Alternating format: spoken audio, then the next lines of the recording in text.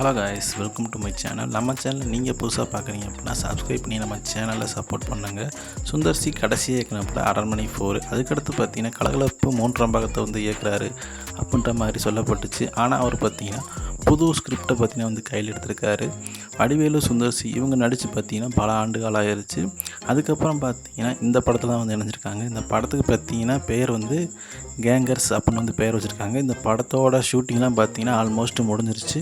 இன்னும் ஒரு சில மாதங்களில் பார்த்தீங்கன்னா இந்த படத்தோட ரிலீஸ் டேட் அறிவிப்பாங்க அப்படின்ற மாதிரி சொல்லப்படுது. அது மட்டும் இல்லாமல் இந்த படத்தில் 2 ஹீரோயின் நடிக்கிறாங்க அப்படின்னு சொல்லப்பட்டுச்சு. அதுபடி பார்த்தீங்கன்னா கேத்ரா, தெரசா இந்த 2 ஹீரோயினில் நடிக்கிறாங்க அப்படின்னு சொல்லப்பட்டுச்சு.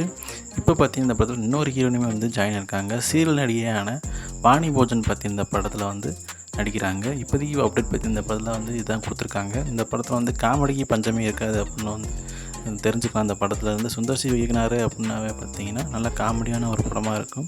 மக்களுக்கு பிடிச்ச மாதிரியான ஒரு படத்தை தான் எடுப்பார். வடிவேலு இவரோட காமெடி பார்த்தீங்கன்னா ரொம்ப ஆண்டுகள் கழிச்சு வருது. எந்த மாதிரி இருக்கும் நம்ம பார்த்தீங்கன்னா தியேட்டரில் போய் இந்த எக்ஸ்பீரியன்ஸ் ஃபீல் பண்ணுவோம். இந்த மாதிரி சினிமா அப்டேட்களை தெரிஞ்சுக்க நம்ம சேனல் சப்ஸ்கிரைப் பண்ணிக்கோங்க.